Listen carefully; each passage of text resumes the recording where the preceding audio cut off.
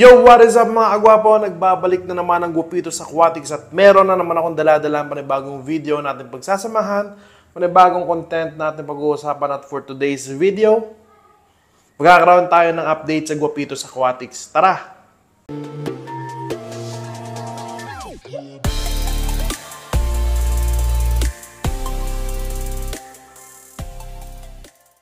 So yun na mga kagwapo, medyo nahirapan ako sa intro.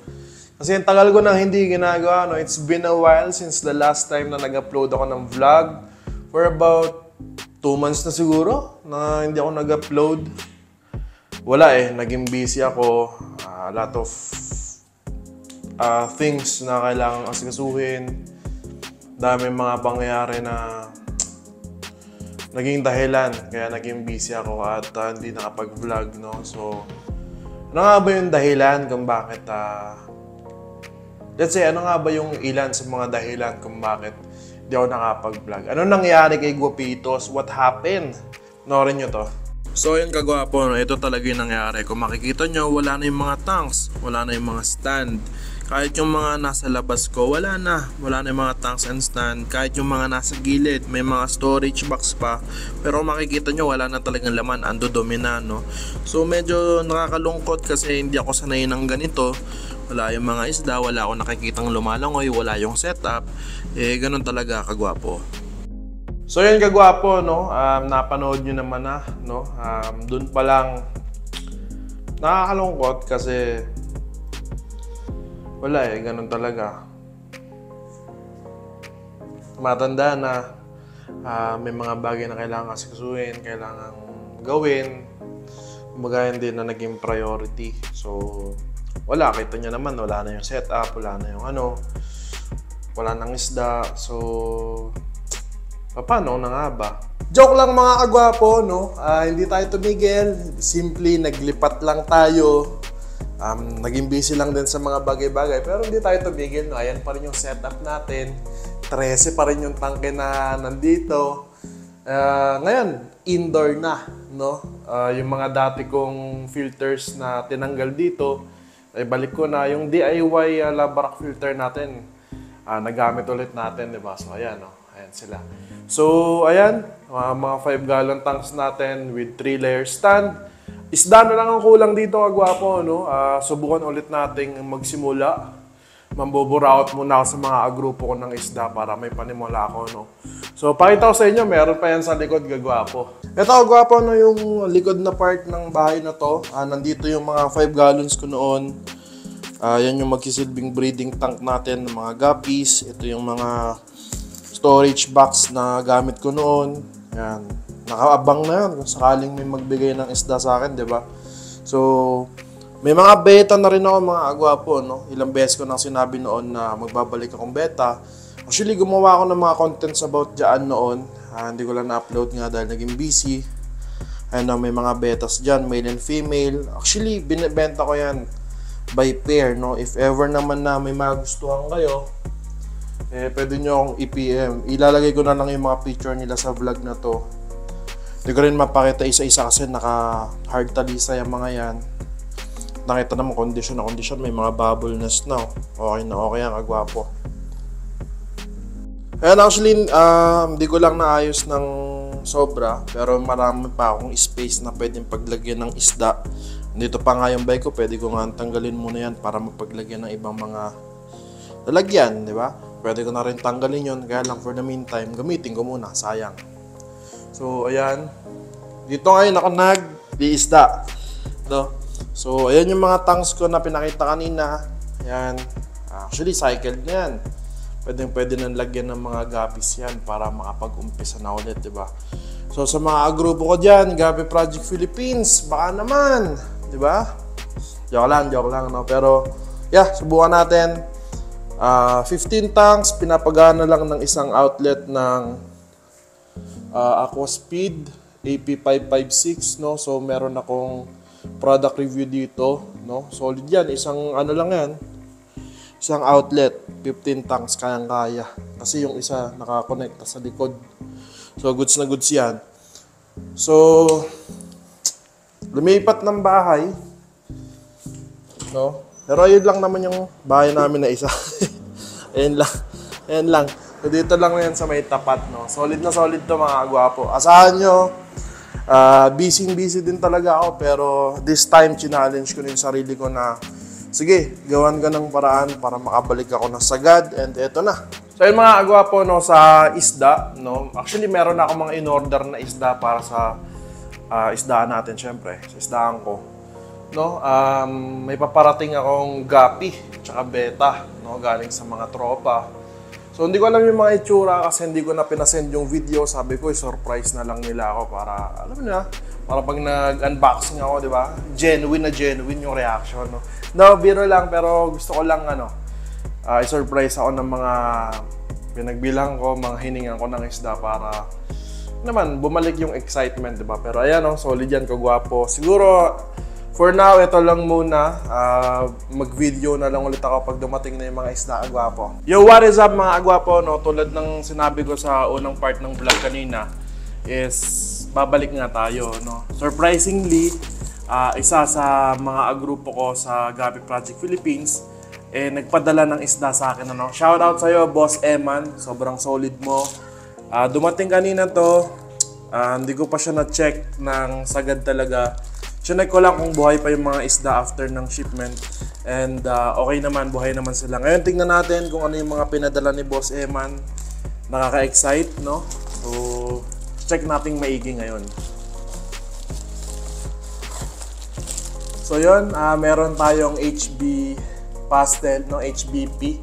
So, kung di ako nagkakamali, marami sa Gapi Project Philippines ang napagbigyan ko ng HB pastel ko na galing kay Sir Earl Tabligan, ano. So, confirm ko lang, alam ko baka isa to sa mga bloodline ni Sir Earl, no. Sobrang solid, no. Thank you, Boss Eman. Shoutout sa'yo. So, meron ding pinadala si Boss Eman na P-Dirt Koi, no. Sobrang solid, no. Isa rin to sa mga gusto kong alagaan, ano. Sobrang solid niya, no. Yan. Yan. Update ko kayo dito after ilang weeks, syempre. Stress pa yan. So, hindi pa yan sobrang ganda ngayon kung titignan talaga. Pagpahingayin natin yung isla, no? Para buti na lang, hindi ako huminto sa paggagapi, mga gwapo. Merong pinadala na Metal Snakeskin Bluetail. Kung maalala nyo, sinubukan kong mag-project nito before. Hindi nag-success yung project ko na yun, tinamad ako. Kasi ang meron ako before, Snakeskin Bluetail. But this time, binigyan tayo ng may metal, no? So, solid, no? Alagaan natin ang sagad to, paramihin natin. Para hindi sayang yung pagbigay ni Boss Eman, di ba? Tapos, ayun lang. Ayun lang, nadedo yung isang female. No, kanina kasi mga tanghali ko nakuha to. Siguro stress na rin. Pero may natira pa namang isang female. Ayan, Silverado Bluetail, mga agwapo. Sobrang solid, no? Ayan, Silverado Bluetail. Yun lang. Namatay isang female, okay lang. Kasi meron pa namang natirang isa. Sana makarecover pa kung sakali man. So, ayun, yung mga gapi na pinadala ni Boss Eman, ano. Pero hindi lang gapi ang dumating sa atin, ano. Meron tayong kinlaim na shipment from LBC. Ito agwapo, beta to. Binili ko from CDO. Oh, CDO ata to. Kay Boss Adrian, no. Shoutout sa'yo, boss. Maraming salamat sa pagpadala mo nito. Nag-request din ako sa kanya na bahala na siyang pumili ng isda. Hindi ako nagpa-send ng video or what. Sabi ko siya na bahalang pumili. So, sana ma-surprise ako dito, boss, no? Bossan ko lang to, kagwapo.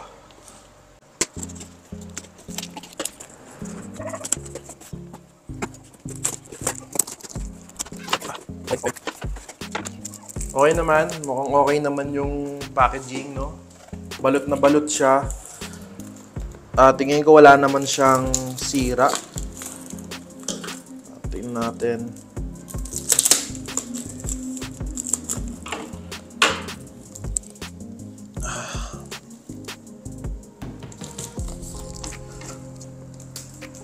Sana goods, sana goods. Hoping na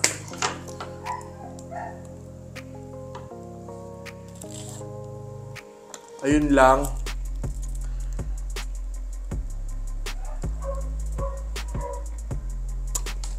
So yun kagwapo nun, di ko alam kung freebie ba itong mga nandito, no?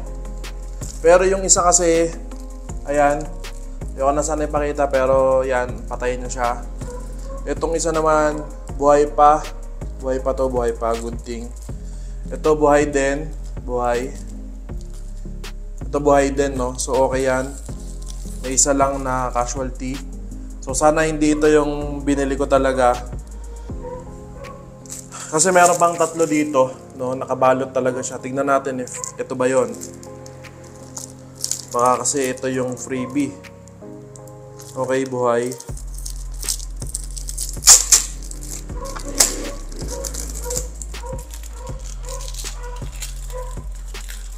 Okay, buhay siya. Buhay. Good, good.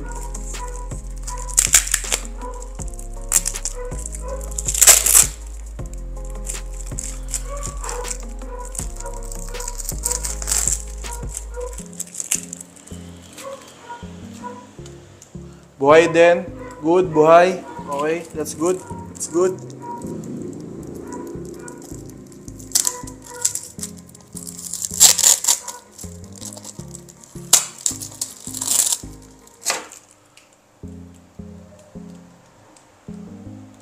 Okay, buhay siya. Buhay siya. Okay.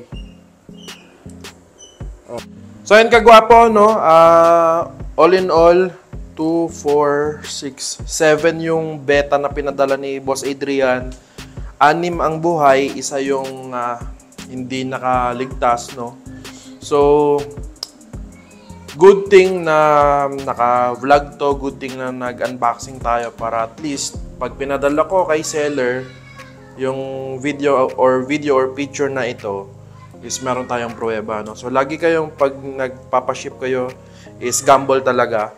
Talagang may possibilities na mangyari ito kasi hindi natin alam kung ano yung pinagdaanan nila during the travel or yung shipping time niya. So ayun, at least inform ko lang si seller dito. Wala namang problema sa akin kasi majority naman buhay. So sadyang ano lang, no? Okay lang yan, walang problema yan, no? Mapag-uusapan yan. No, yun lang. So ayan mga agwapo, no, ayun na nga, no, muli nang nagbabalik si Guapitos talaga, no. So ayun na nga, medyo malungkot lang kasi may mga casualties yung mga isdang dumating, pero okay lang yon, walang problema yon kasi mahalaga maraming natira at syempre pwede nating panimula talaga, no. So shoutout Boss Eman, shoutout Boss Adrian, sobrang solid ng mga isda nyo, sana maparami ko to. Shoutout rin sa mga agwapo nandyan na up until now nakasuporta pa rin sa Guapitos Aquatics. So yun mga agwapo, abangan nyo na lang yung mga magiging update ko sa mga isda na to, no? Maraming salamat sa panonood ng vlog na to. See you on the next vlog mga agwapo. Guapitos out!